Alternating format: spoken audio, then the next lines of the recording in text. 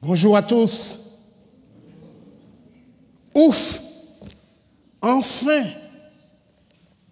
Il était temps. Qu'est-ce qui lui arrive? Il a la trouille. Il a perdu tous ses moyens parce qu'il prêche ce matin. Peut-être par l'émotion, il n'arrivait pas à commencer. Ou peut-être un problème technique.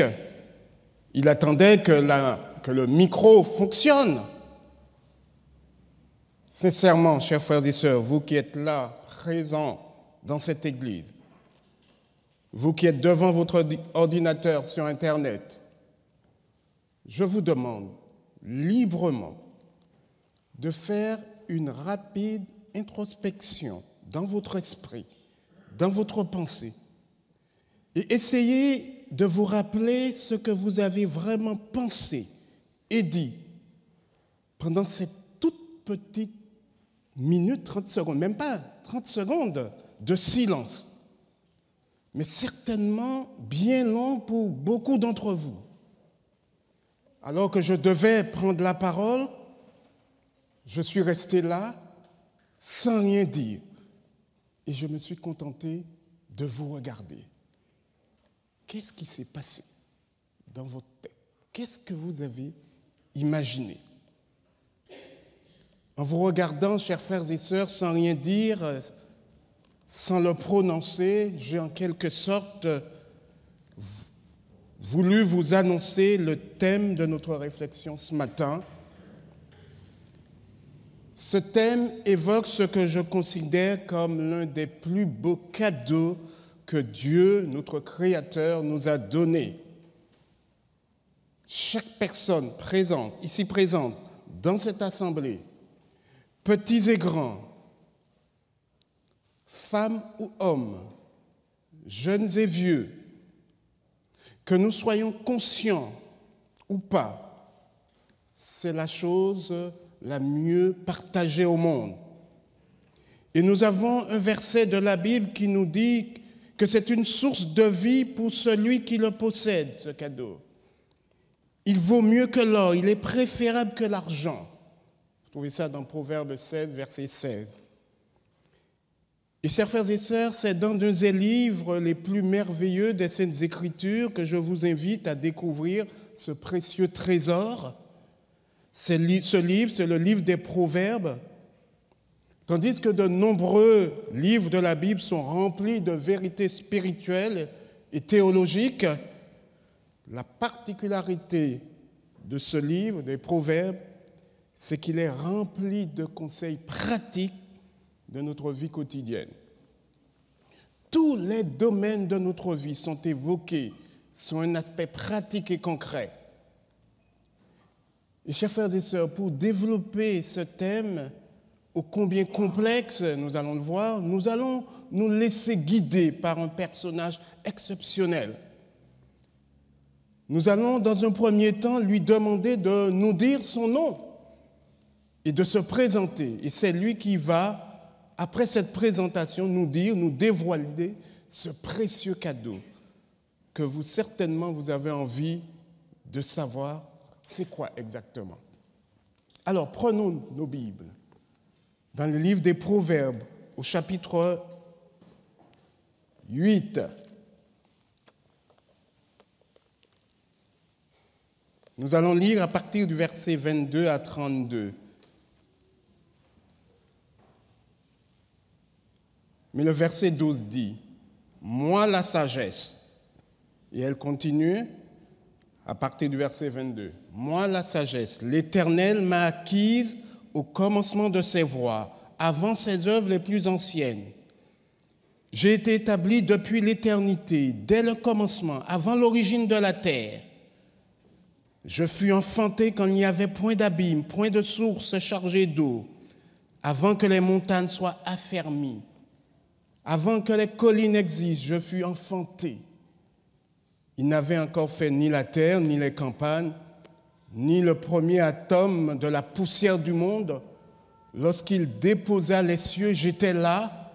Lorsqu'il traça un cercle à la surface de l'abîme, lorsqu'il fixa les nuages en haut, que les sources de l'abîme jaillirent avec force, lorsqu'il donna une limite à la mer pour que les eaux n'en franchissent pas les bords, lorsqu'il posa les fondements de la terre, écoutez, j'étais à l'œuvre auprès de lui et je faisais tous les jours ses délices, jouant sans cesse en sa présence.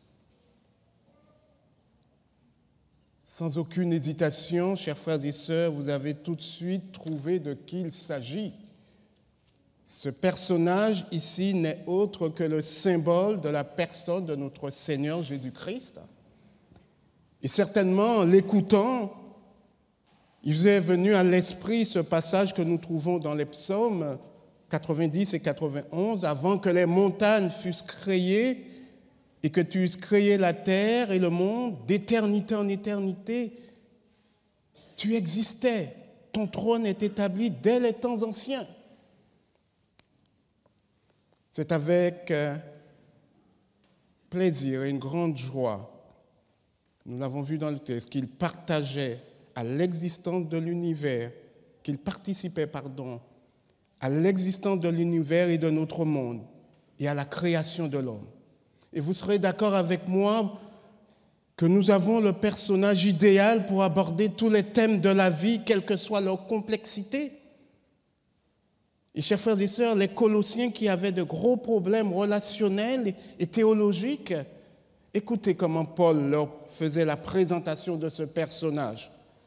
Dans Colossiens chapitre 2, le verset 3, Paul leur invitait, et bien sûr à nous, en particulier ce matin, à nous enrichir d'une pleine intelligence pour connaître le mystère de Dieu. C'est qui ce mystère? Le texte continue, à savoir Christ, dans lequel sont cachés tous les trésors de la sagesse et de la science. Malgré une telle présentation, sommes-nous prêts à faire confiance à ce personnage? Et je vous invite à prêter attention à cette étonnante histoire que nous trouvons dans l'évangile de Matthieu, chapitre 13, le verset 54 à 57. Ce personnage, lorsque Jésus eut achevé ses paraboles, il venait de parler, il partit de là et s'étant rendu dans sa patrie, il enseignait dans la synagogue, de sorte que ceux qui l'entendirent étaient étonnés et disaient « D'où lui viennent cette sagesse et ces miracles? N'est-ce pas le fils du charpentier? N'est-ce pas Marie qui est sa mère? Jacques, Joseph, Simon et Jude ne sont-ils pas ses frères et ses sœurs? Ne sont-elles pas toutes parmi nous? D'où lui viennent donc toutes ces choses? » Il était pour eux une occasion de chute. Nous sommes impatients de savoir le sujet que Christ veut nous présenter et nous allons trouver cela, nous allons revenir dans le livre des Proverbes au chapitre 8 et nous allons considérer le verset 12 et 13. 12. Moi, la sagesse, j'ai pour demeure le discernement et je possède la science de la réflexion. Je possède, nous dit-il, la science de la réflexion. Mais Madame la sagesse, qu'est-ce que la science de la réflexion? Alors, par la bouche de notre Seigneur Jésus, il nous invite à faire pour commencer quelque chose de fondamental. Et nous trouvons ça dans l'évangile de Matthieu, chapitre 15, le verset 10. Nous lisons ce qui suit. Ayant appelé à lui la foule, il lui dit, écoutez et comprenez. Chers frères et sœurs, l'écoute est cruciale pour notre vie. Les recherches scientifiques ont démontré que la qualité de notre écoute a un impact insoupçonné dans tous les domaines de notre vie et que notre équilibre est influencé par la faculté que nous avons à écouter. Et chers frères et sœurs, en lisant ce chapitre, le chapitre 1er,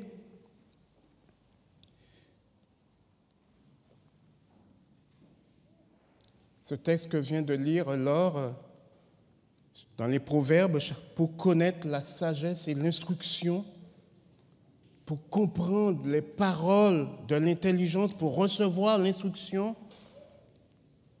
que le sage écoute.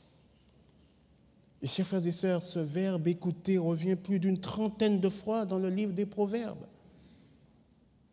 Quiconque fait un retour sur lui-même descend dans son être intérieur. Il sonde ses pensées, ses mobiles, ses tendances, ses devoirs, découvre quelle est la source de son bien-être ou de son mal-être.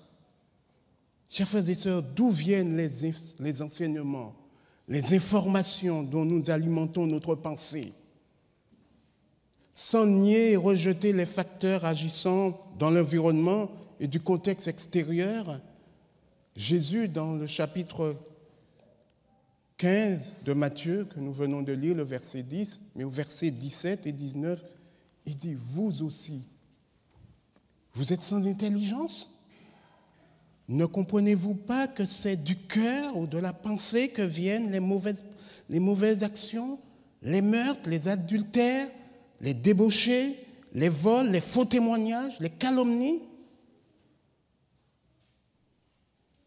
Devant la moindre problématique, on cherche à accuser les autres. On se pose en victime. Ça vient toujours des autres et jamais de nous-mêmes. Quoique tous nos organes soient nécessaires, notre cerveau, ce petit organe, et tout son système joue un rôle de premier plan dans notre existence. Sur le plan physiologique et psychologique, pas seulement spirituel, ce petit organe nous permet de prendre connaissance de tout ce qui se passe autour de nous et nous permet de répondre d'une manière efficace aux situations dans lesquelles nous nous trouvons. Chers frères et sœurs, qu'est-ce qui a fonctionné quand tout à l'heure je suis resté à peu près 15 secondes, 30 secondes à vous regarder sans parler? À ce moment précis où je vous parle, qu'est-ce qui fonctionne? Qu'est-ce qui se passe dans votre petit cerveau? 1,3 kg, pas plus. Et vous connaissez cette parole ô combien explicite de ce grand philosophe nommé Descartes. Je pense, donc je suis.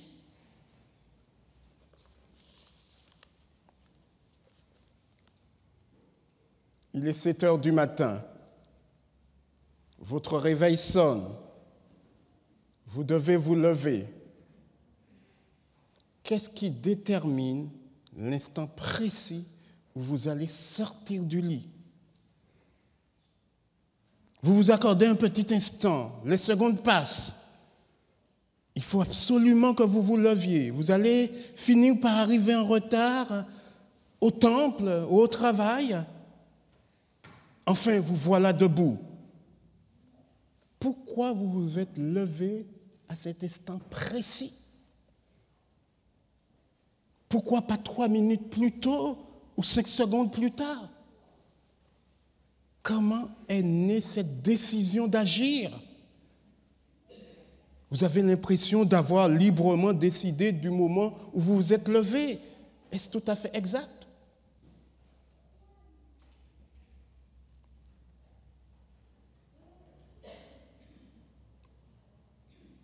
En 1983, le neurologue américain Benjamin Libet fit cette découverte étonnante. Lorsqu'une personne accomplit un acte moteur volontaire, par exemple appuyer sur le bouton de son ordinateur ou étendre le bras, les expérimentateurs mesurent déjà une modification de l'activité cérébrale, en moyenne par des électrodes disposées à la surface du crâne, 350 millièmes de seconde avant le moment où le sujet prend conscience de son intention. 350 millièmes de seconde. Je vous laisse imaginer, chers frères et sœurs, cette complexité, c'est ce qui se passe Dans sa lettre aux Philippiens, au verset 8, au chapitre 4, le verset 8, Paul nous donne une large panoplie de la tâche que la sagesse veut. Laure a lu ça tout à l'heure. Tout ce qui est vrai, tout ce qui est honorable, tout ce qui est juste, tout ce qui est pur, tout ce qui est aimable, tout ce qui mérite l'approbation, tout ce qui est vertueux et digne de louange, soit l'objet de vos pensées. Quel défi qui nous incombe, quel défi qui incombe à notre cerveau. Et si nous attardons pendant quelques instants sur l'aspect simplement physiologique, vous remarquerez la stupéfiante et l'extraordinaire précision dans son fonctionnement. Ce sont 13 milliards de cellules vivantes et dont les ramifications s'étendent dans l'ensemble de notre corps, qui sont à l'initiative d'un cri, d'une sensation, d'un renseignement. Et de tout cela, quel est l'aboutissement de tout cela? Il y a un choix à faire après.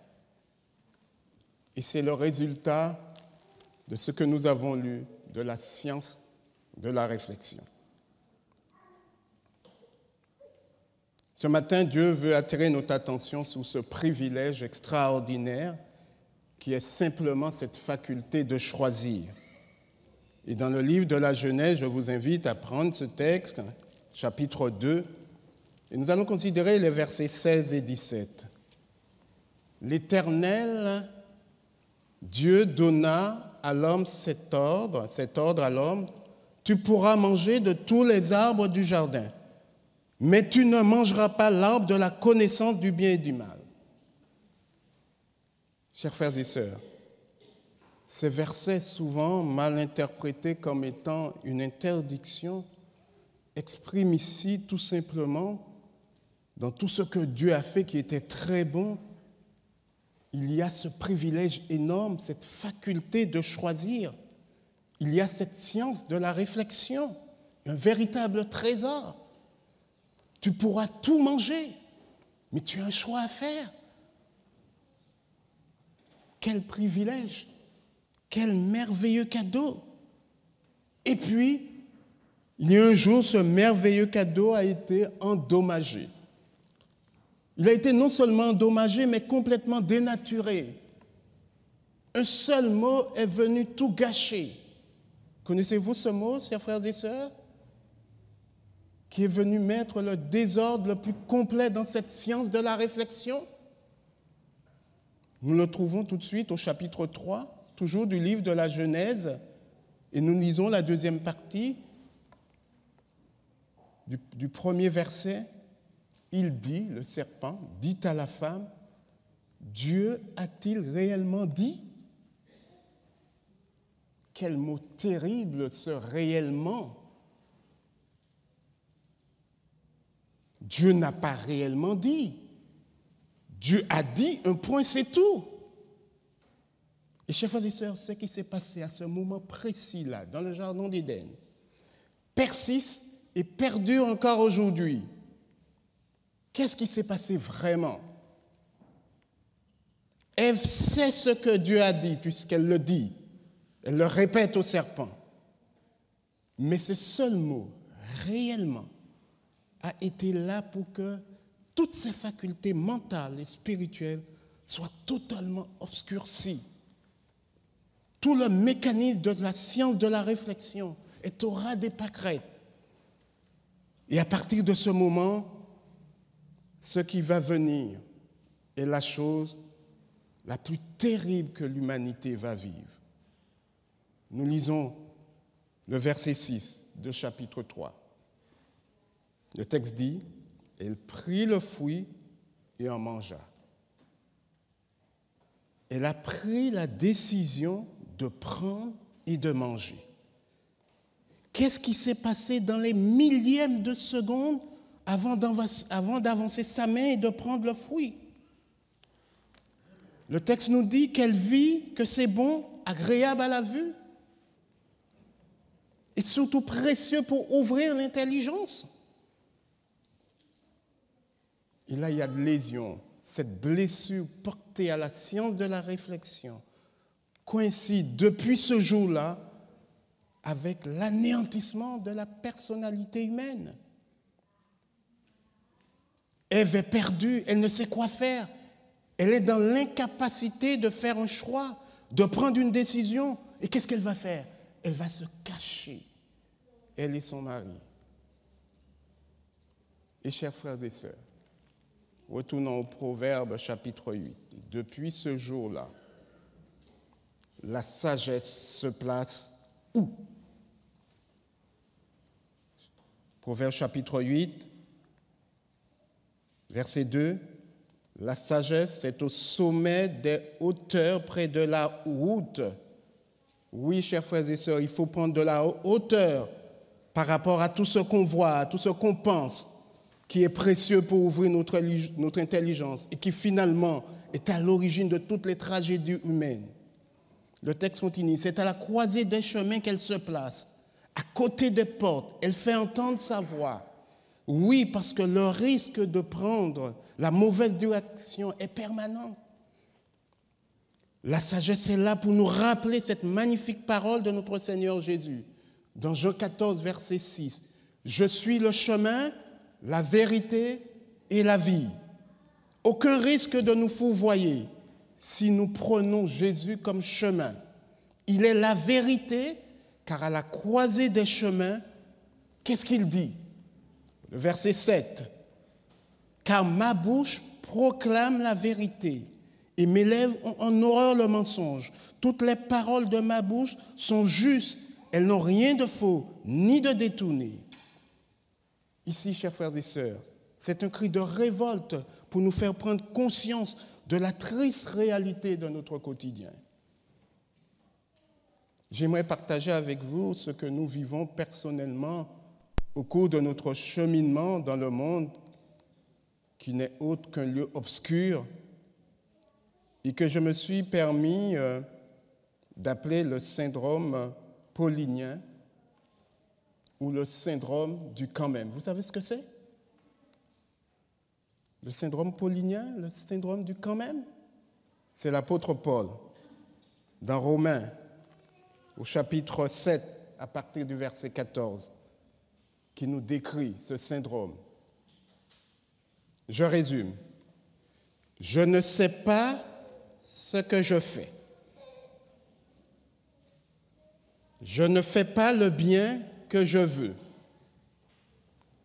Je fais ce que je hais. Je sais le bien qu'il faut faire. Je sais le mal qu'il ne faut pas faire. Mais je fais ce mal quand même. Oh, que cette parole est terrible. Personne, chers frères et sœurs, ne peut dire qu'il est à l'abri de ne pas attraper cette pathologie du quand même. Et certainement, vous connaissez cette histoire dramatique qui est relatée dans le premier livre des Proverbes au chapitre 13. Le texte commence ainsi. Voici un homme de Dieu. Ce n'est pas n'importe qui. Arriva de Juda à Béthel par la parole de l'Éternel, précise le texte. Et pendant son séjour à Béthel, il fait exactement ce que l'Éternel lui avait demandé de faire. Et si vous lisez toute cette histoire dans le chapitre 13, il y a une phrase qui revient continuellement dans sa bouche, dans la bouche de cet homme de Dieu. Par la parole de l'Éternel, l'Éternel a parlé.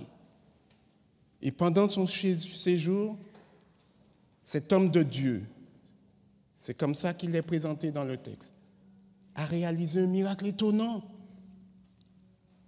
Le roi Jéroboam entendit la parole que l'homme de Dieu avait criée pour détruire l'autel de Baal. Il avança sa main au-dessus de l'autel pour saisir l'homme de Dieu et sa main devient sèche. Et il était incapable de retirer sa main, son bras qui était complètement paralysé. Et voilà ce prophète, homme de Dieu, guérit Jéroboam. Et puis un vieux prophète qui est là avec ses fils entend parler de ce miracle, entend parler de cet homme de Dieu. Il dit, je veux absolument le voir. Et il envoya son fils le chercher. Et voici ce qu'il dit, cet homme de Dieu, à ses fils qui y viennent, les chercher, qu'il avait rencontrés. Il avait déjà pris le chemin du retour. Dans Genèse chapitre 13, le verset 7 et 17. Il dit, « Je ne puis retourner avec toi, ni entrer chez toi. Je ne mangerai point de pain. Je ne boirai point d'eau avec toi en ce lieu-ci, car il m'a été dit par la parole de l'Éternel, ne fais sans aucun prétexte, il ne faut venir sans aucun prétexte chez toi. » Et ce prophète lui dit, « Mais je suis un prophète comme toi. Un ange m'a parlé, il m'a dit, ramène-le avec toi dans ta maison et qu'il mange et qu'il boive. » Et le texte précise qu'il mentait. Et l'homme de Dieu retourna dans la maison du vieux prophète, mangea du pain et but de l'eau. Et sur le chemin du retour, après qu'on lui sella son âne, il fut rencontré par un lion qui le tua. Le texte précise, au partir du verset 24, son cadavre était étendu dans le chemin, son âne resta près de lui, et le lion se tint à côté du cadavre. Le lion n'avait pas déchiré le cadavre, il n'avait rien fait à l'âne. C'est le verset 28. Et le jour de son enterrement, tout le monde pleura en disant, « Hélas, mon frère !» Quelle phrase terrible. Chers frères et sœurs, telle voie paraît droite à un homme, mais son issue, c'est la voie de la mort. Et nous lisons dans Proverbe 23, verset 29, « Pour qu'il ait hélas !»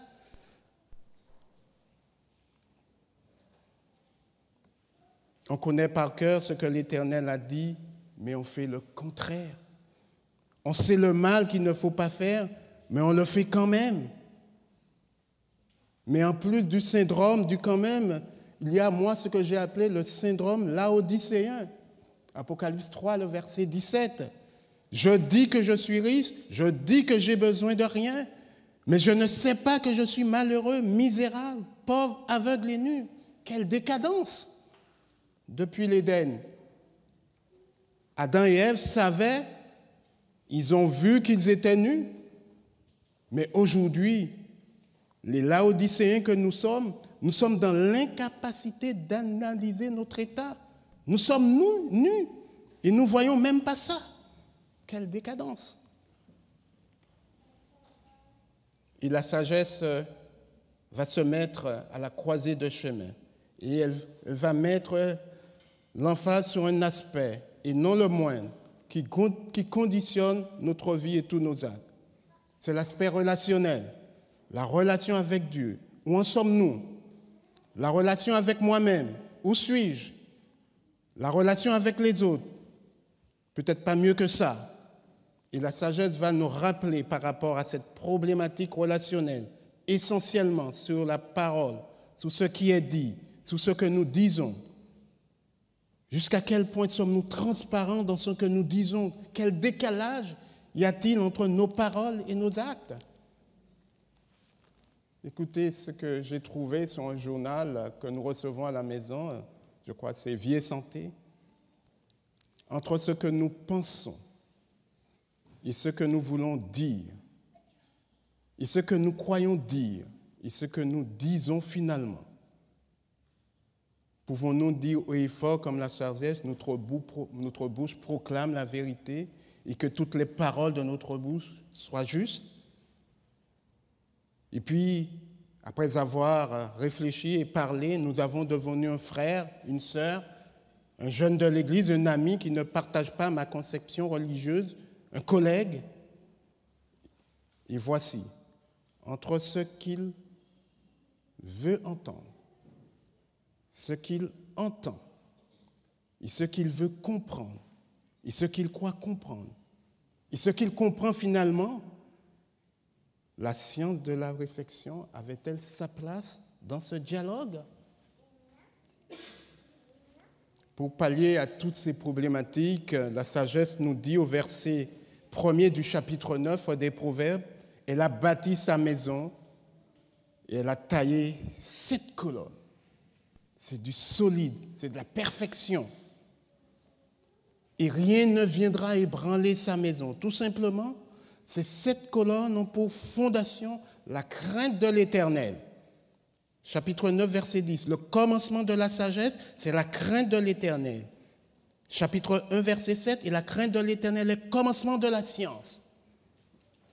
Chers frères et sœurs, il faut toujours commencer par cela.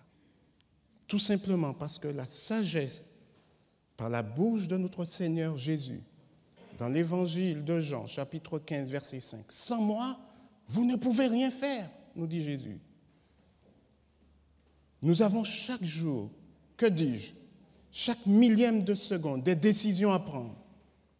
Et chers frères et sœurs, trop souvent, il arrive que nos idées préconçues, une connaissance imparfaite des faits, des erreurs de jugement, nous empêchent de bien comprendre les problèmes qui nous préoccupent. La sagesse a bâti sa maison sur la crainte de l'Éternel. Et c'est le commencement, et c'est le fondement sur lequel reposent ces 7 colonnes. Dans sa prière sacerdotale, Jésus demande à son Père, il prie son Père de nous sanctifier par la vérité, car sa parole est la vérité. Au chapitre 1er de son évangile, Jean nous dit qu'au commencement était la parole, et la parole était avec Dieu. Et la parole était Dieu, elle a été faite chair. On fait le parallèle avec le texte de Proverbes que nous avons lu tout à l'heure. Et la sagesse proclame la vérité. Et dans Jean 14, verset 6, Jésus nous dit qu'il est la vérité et la vie. La sagesse est la source de vie pour celui qui la possède. Le discernement, la science de la réflexion, ce merveilleux cadeau, trésor, qui a été saccagé depuis l'Éden, nous avons cette joie et ce privilège ce matin de le retrouver comme au début dans la personne de Jésus-Christ. Dans Proverbe 4, verset 5, l'auteur nous dit « Acquiert la sagesse, acquiert l'intelligence, car c'est la source de la vie. » Et cette parole s'est adressée aux hommes de tous les temps, de tous les milieux, sous tous les cieux, depuis l'Éden jusqu'en 2016. Et que son contenu rassemblé dans un livre appelé la Bible est appliqué à tous les peuples. Et les conseils précieux sont pour toutes les situations que nous pouvons rencontrer. Rien que dans l'Ancien Testament, nous trouvons 3800 fois l'expression « La parole de l'Éternel me fut adressée ». Lorsque nous pensons, disons ou faisons quoi que ce soit qui est contraire à l'idéal qui est en nous et prodigué par la parole de Dieu, nous infligeons une blessure à notre système, à notre science de réflexion. Nous le soumettons à un choc qui l'ébranle et le laisse moins apte à discerner et à faire le bon choix.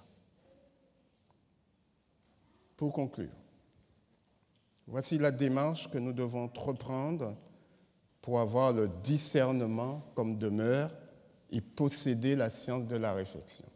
Première démarche, Romains 12. Paul dit « Ne vous conformez pas au siècle présent. Sinon, c'est la folie. On est des insensés, des stupides. C'est ce que dit le texte. Mais soyez transformés par le renouvellement de l'intelligence. Et là, nous allons discerner ce qui est bon, agréable et parfait. Deuxième démarche, Proverbe 1, verset 5. Il faut écouter, que le sage écoute. Nous lisons pour recevoir des leçons de bon sens, de justice, d'équité et de droiture. Ce verbe qui revient plus de 30 fois dans le livre des Proverbes et plus de 500 fois dans toute la Bible. Et il ne suffit pas d'écouter, il faut la recevoir, cette parole. Et c'est là, c'est du concret.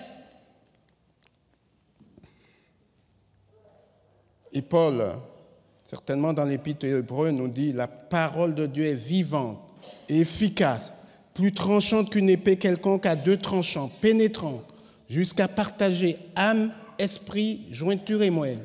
Elle juge les sentiments et les pensées du cœur. » Ma prière ce matin, chers frères et sœurs, pour chacun de nous ici présents, c'est le conseil, je reprends le conseil de Paul dans Philippiens 4, verset 8. Que tout ce qui est vrai, que tout ce qui est honorable, que tout ce qui est juste, tout ce qui est pur, tout ce qui est aimable, tout ce qui mérite l'approbation, ce qui est vertueux et digne de louange, soit l'objet de nos pensées. Amen.